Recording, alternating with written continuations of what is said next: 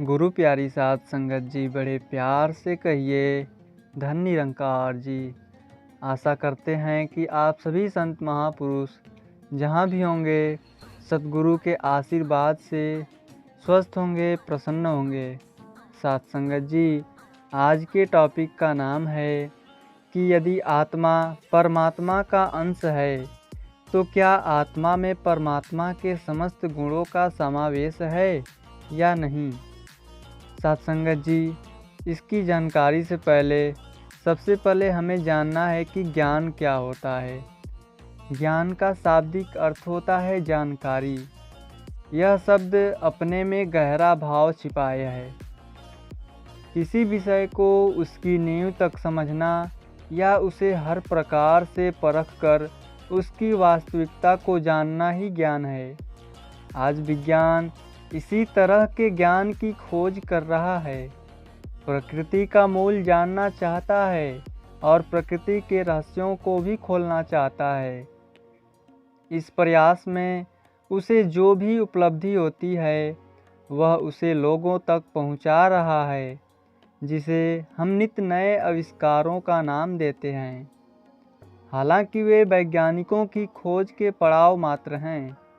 प्रकृति के 5 तत्वों से ही इस सृष्टि की रचना हुई है, परंतु विज्ञान फिर भी जानना चाहता है कि वह कैसे हुई।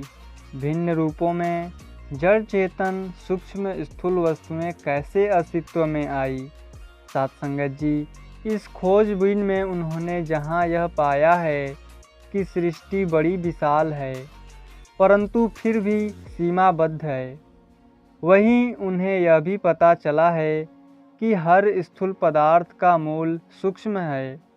यह सूक्ष्मता अंत में एक ऊर्जा है। यही ऊर्जा उस पदार्थ का न केवल विकास करती है बल्कि उसे जीवन प्रदान करके गतिशील भी रखती है। इस जानकारी के बाद उनके सामने ये प्रश्न आया कि उस सूक्ष्म ऊर्जा का स्रोत क्या है। प्रकृति अथवा शक्ति के अनुसार इसमें जो भी फेरबदल होता है वह किसी अन्य कारण से होता है। इसीलिए मानना होगा कि परम शक्ति सब कुछ करने का कारण है। विज्ञान वहाँ तक पहुँचने के लिए अभी भी प्रयत्नशील है। वैज्ञानिकों ने अभी तक ऐसी परम शक्ति का कोई नाम नहीं रखा है। ब्रह्मानिष्ठ विभूतियों ने अपनी विभूति के आधार पर इस परम सत्ता का नाम ब्रह्म रखा है और इस ब्रह्म की जानकारी के लिए उन्होंने ज्ञान शब्द का प्रयोग किया। इस प्रकार ज्ञान का अभिप्राय ब्रह्म ज्ञान से है। वास्तव में जड़ चेतन दृश्यमान जगत की क्रमिक जानकारी विज्ञान है और इस जगत के कारण रूप ब्रह्म की जानकारी ज्ञान कहलाती है। साध संगत जी, इस ब्रह्म के बारे में तत्वज्ञानियों का मत है कि यह जानने योग्य है।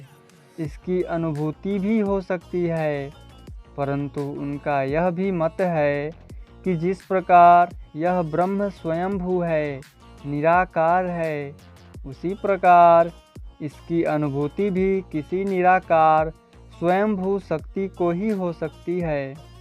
साध संगत जी, बुद्धि या विवेक द्वारा ब्रह्म ज्ञान का आभास तो हो सकता है, परंतु ब्रह्म की अनुभूति संभव नहीं है। मानव विवेक बुद्धि द्वारा चिंतन तर्क वितर्क इत्यादि तो कर सकता है, परंतु वह बुद्धि अथवा विवेक से ज्ञान की पराकाष्ठा तक नहीं पहुंच सकता है। मनुष्य बुद्धि अथवा विवेक से होता हुआ जिस माध्यम के द्वारा ब्रह्म ज्ञान को प्राप्त होता है उसका नाम उन्होंने आत्म तत्व अथवा आत्मा रखा है। आत्मा को भी अमर माना, निराकार कहा और स्वयंभू घोषित किया। अब विचार करने की बात यह है कि यह आत्मा क्या है। क्या ब्रह्म और आत्मा दोनों का परस्पर कोई संबंध है या नहीं, या ये दोनों कोई भिन्न भिन्न शक्तियाँ हैं जिनका एकीकरण ब्रह्म प्राप्ति माना जाता है।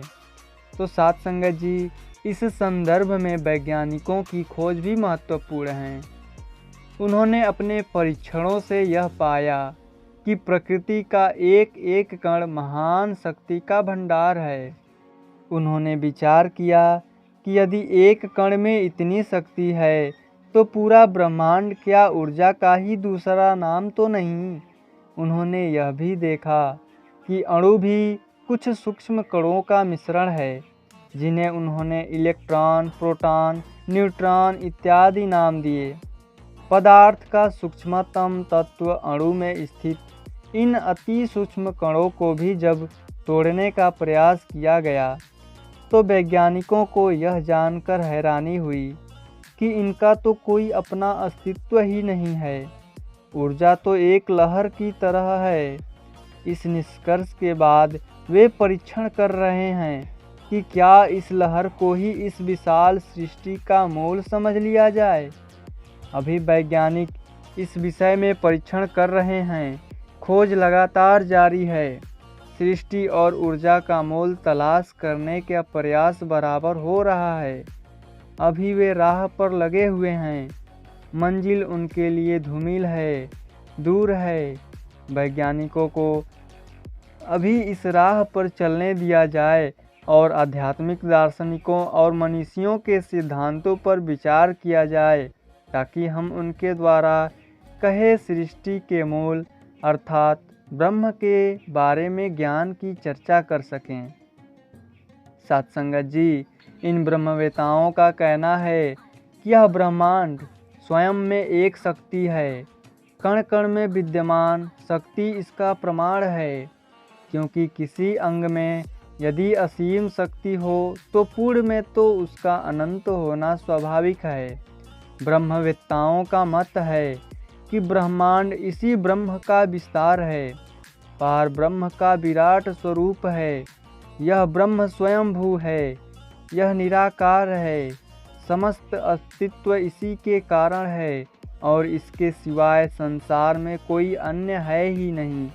तो सत्संगत जी, अब प्रश्न यह उठता है कि यदि यह सत्य है कि ब्रह्म आप ही आप विस्तृत है, समस्त अस्तित्व का कारण है, तो फिर इसे जानने की किसे ज़रूरत है? दूसरा कौन है जिसे इसे जानना है? तो सत्संगत जी, तत्वदर्शी समझाते हैं कि यदि शरीर का कोई अंग अपने आप को शरीर से अलग समझने लगे तो उसका यह भ्रम हटाना ही उसे शरीर का ज्ञान देना है।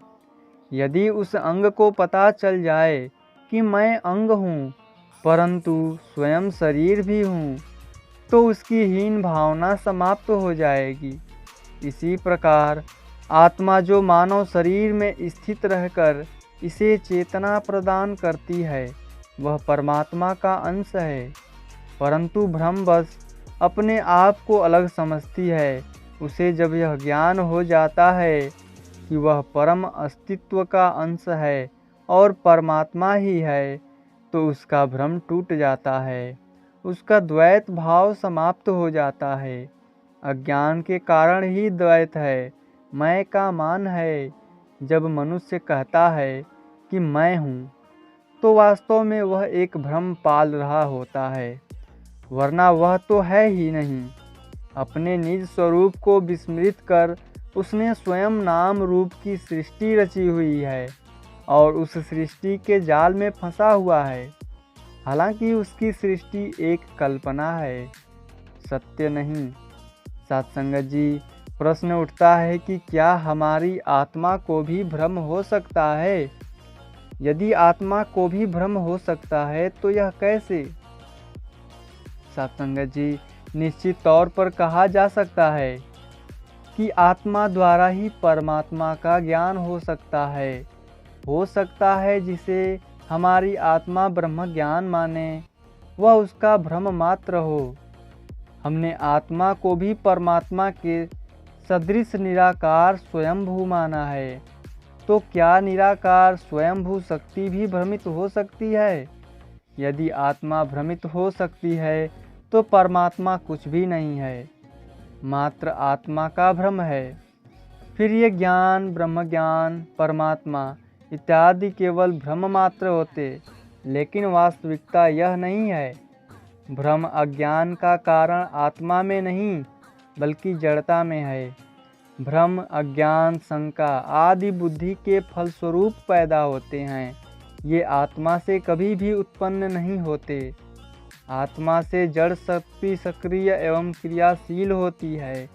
इस जड़ शक्ति की क्रियाशीलता और सक्रियता को ही बहुधा हम आत्मिक चेतना समझ बैठते हैं, अर्थात इसे ही हम आत्मा मान लेते हैं।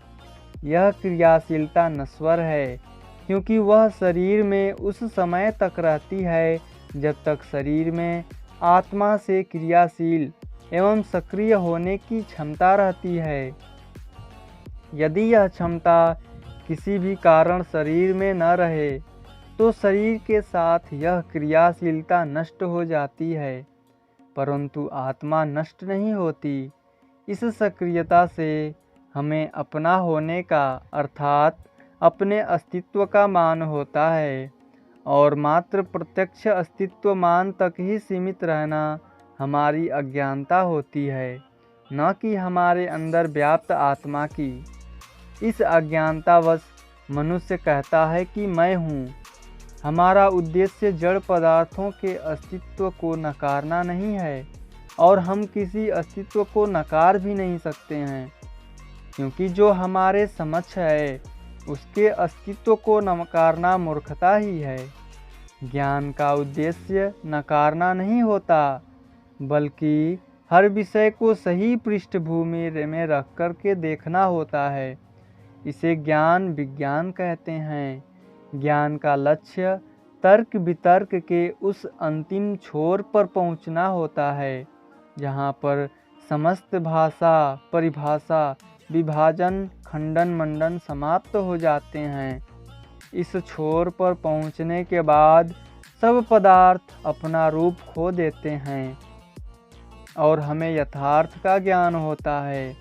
हमें सर्वत्र निराकार दिखाई देता है। यह ज्ञान की अद्वैत स्थिति कहलाती है। सत्संगत जी, इस तथ्य को ठीक तरह से समझने के लिए यूँ सोचें कि हम जो चीज़ देखते हैं और उसका जो नाम हमने रखा है, क्या उसका अस्तित्व है? तो हमें हैरानी होगी कि ऐसा नहीं है। उदाहरण के लिए, जिसे हम मकान कहते हैं, उसे तलाश करें तो कोई छत है, कोई फर्श है, कोई दीवार तो कोई खिड़की या कोई दरवाज़ा है। मकान वहाँ कोई नहीं होगा। हाँ, हम कह सकते हैं कि दीवारों, खिड़कियों, छतों और फर्शों के सम्मिलित समूह का नाम ही एक मकान होता है। तो यह नाम भी हमारा रखा हुआ है। हम इस तरह की इमारत बनाकर इसका कोई दूसरा नाम भी रख सकते हैं। अतः मकान का अपना कोई भी अस्तित्व नहीं है, केवल हमने ही कुछ नाम रख छोड़े हैं। यहाँ यह भी स्पष्ट करना उचित होगा कि फिर जो नज़र आता है वह क्या है? यह भी दृष्टि का भ्रम ही है। जिस प्रकार हम आकाश को नीला देखते हैं, हालांकि ऊपर कोई सीमा या ढक्कन नहीं है जिसका रंग नीला हो। हमारी निगाह का अंतिम छोर हमें नीला दिखाई देता है। इसी प्रकार हर नज़र आने वाली वस्तु हमारी बुद्धि में उत्पन्न दृष्टि भ्रम ही है। इस संदर्भ में सबसे महत्वपूर्ण नज़र आने वाले शरीर को ही परखा जाए तो स्त्री पुरुष पशु पक्षी सबका शरीर नज़र आता है।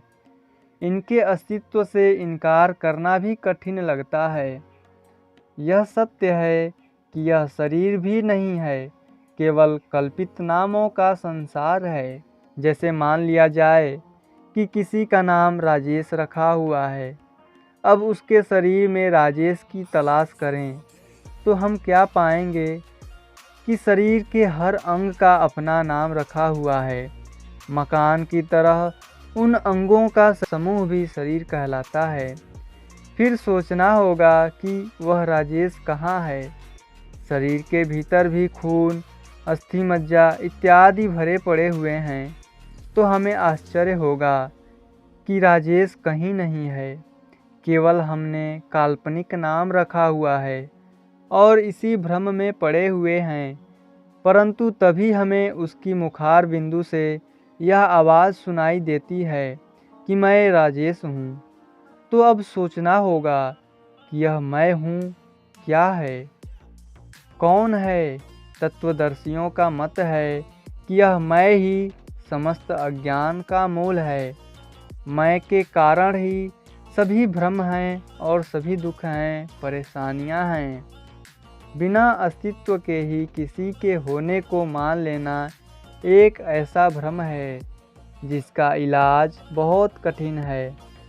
इसी मैंने पूरी मानव जाति को परस्पर लड़ाई झगड़ों में उलझा दिया है। इसी मैंने गुटबंदियों को जन्म देकर मनुष्य को कई संप्रदायों में बांट दिया है। यह मैं क्योंकि हमारे सूक्ष्म शरीर की सबसे शक्तिशाली उपज है। मन, चित्त, बुद्धि इसी के अधीन है। इसीलिए यह मैं अर्थात अहम शासक रूप में इन्हें इस कल्पित संसार को बनाए रखने और इस छाया में भटकने पर विवश करता है। रोज जो लड़ाइयाँ झगड़े हो रहे होते हैं वे इसी काल्पनिक संसार के कारण होते हैं। रूप और नाम हमारे अपने रखे हुए हैं और संप्रदाय या ब्राह्मण, शूद्र आदि वर्ण सब इस मैं के रखे हुए हैं और इनमें दिखाई देने वाली भिन्नता भी इसी अहम की ही देन है। सत्य तो यह है कि कोई रूप नहीं, कोई नाम नहीं। हम केवल इस मैं के प्रभाव के अंतर्गत हवा में तलवारें चला रहे होते हैं, एक दूसरे को समाप्त करने या एक दूसरे पर विजय पाने का प्रयास करते रहते हैं। और इसी कारण घृणा, ईर्ष्या, अहंकार सभी विकारों के घेरे में बंध जाते हैं। यदि कहीं इन रूपों के केवल नाम ही बदल दिए जाएं, तो एक संप्रदाय वाले दूसरे संप्रदाय वालों के गले काटने के बजाय उनके गले मिल सकते हैं। क्योंकि इस स्थिति में नाम बदलने से हिंदू हिंदू नहीं रहेगा, कुछ और कहा जाएगा। मुसलमान मुसलमान के बजाय कुछ और कहलाएगा। नाम भेद उत्पन्न वैमनस्य से या कट्टरता स्वयं ही समाप्त हो जाएगी और इस प्रकार जाति, मजहब इत्यादि के नामों से जुड़े झगड़े भी शांत हो जाएंगे। सत्संगत जी, इस मैं पर विचार करना बहुत आवश्यक है, क्योंकि इसी मैं के भ्रम का नाश करना है। इसी को अपने वास्तविकता स्वरूप की जानकारी प्राप्त करनी है। इसे ही ब्रह्म का उपदेश होना है। चूँकि इसका कोई भिन्न अस्तित्व नहीं है, अतः इसे ही जानना है कि यह किसका अंश है। हम गहराई से सोचें तो पता चलता है कि यह मैं वास्तव में बूंद को सागर बनाने की ललक है, या यूं कहें कि बूंद को सागर होने का भ्रम है। एक पानी के कतरे को स्वयं को विशाल सागर समझने का अभिमान है। तो इस विषय पर साधारण व्यक्ति भले ही कैसी धारणा बनाए, परंतु तत्वदर्शियों के बिना किसी शंका के एक मत है कि बूंद का स्वयं को सागर मानना भी गलत है। उनका कहना है कि एक उंगली पूरे शरीर होती है, क्योंकि उसमें शरीर की सभी भावनाएं एक जैसी होती है, उनका एहसास एक जैसा होता है। उंगली को हाथ लगाना शरीर से संपर्क जोड़ना है।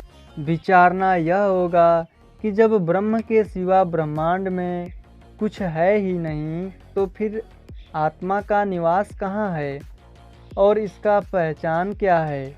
इसे समझने के लिए हमें फिर स्वयंभू ब्रह्म की शरण में जाना पड़ेगा। इसे न जानने के कारण हम इसके बारे में पूरी तरह विचार करने में भी असमर्थ हैं, परंतु शरीर के विभिन्न अंगों के माध्यम से इसे कुछ समझा जा सकता है। जिस प्रकार पूरे शरीर के अंगों के नाम भिन्न भिन्न होते हुए भी और उनके कर्म करने के तरीके अलग अलग होने पर भी हम उनको शरीर से अलग नहीं मानते हैं, वे शरीर के ही भाग होते हैं। हम उन्हें शरीर से काटते नहीं हैं, बल्कि ज्यों का त्यों रखते हुए उन्हें अलग नाम से पुकारते हैं। ऐसा कहने से न तो उनका अस्तित्व अलग होता है, न ही वे शरीर से कहीं अलग रहते हैं। इसी प्रकार स्थूल सूक्ष्म शरीर से संपर्क रखने वाली उसी परम सत्ता को आत्मा का नाम दे दिया जाता है। अन्यथा न वह अलग अस्तित्व रखती है और न ही उसके लिए किसी अलग जगह की ज़रूरत होती है। सत्संगत जी, एक प्रश्न यह भी है कि आत्मा परमात्मा का अंश है, तो क्या आत्मा में परमात्मा के समस्त भाव और गुणों का समावेश है? तो सत्संगत जी, उदाहरण के लिए ईश्वर निराकार है, स्वयंभू है, साक्षात शक्ति है, अजर अमर है। तो क्या आत्मा में भी ये सब गुण निहित हैं? उत्तर स्पष्ट है कि हाँ, क्योंकि आत्मा का कोई कर्ता नहीं, स्थूल सूक्ष्म शरीर भी नहीं, किसी साधन पर यह आश्रित नहीं, प्रकृति के किसी तत्व से इसकी रचना नहीं हुई है। प्रकृति के साथ न इसका जन्म हुआ, न उसके साथ विनाश होगा। इसीलिए इसे अजर अमर मानने में कोई आपत्ति नहीं। इसमें कोई फेरबदल भी नहीं हो सकता है, क्योंकि यह प्रकृति के किसी तत्व से प्रभावित नहीं होती है। इसीलिए इसे एक रस भी माना जाएगा। यह रूप, रस, स्पर्श, गंध और शब्द का प्रभाव ग्रहण नहीं करती है। इसीलिए इसे अल्पित निराकार कहा जाता है। सत्संगत जी, यह स्पष्ट होता है कि आत्मा जब परमात्मा की तरह केवल अस्थाई ऊर्जा है, तो उसी का अंश ही होगा, क्योंकि केवल परमात्मा ही अनंत ऊर्जा का भंडार है। जब परमात्मा का अंश है, तो यह भी स्वतः सिद्ध है कि यह भी परमात्मा की भांति निराकार है, स्वयंभू और एक रस है, अजर अमर है। अंश और कुल का आपसी संबंध होता है। अंश का कुल से संबंध सहज होता है। इस दृष्टि से परमात्मा की अनुभूति आत्मा की जानकारी है और ईश्वर का ज्ञान आत्मा का दर्शन है। यही ज्ञान हमारे जीवन को और सार्थकता प्रदान करता है। सत्संगत जी, बड़े प्यार से कहिए, धन्य निरंकार जी।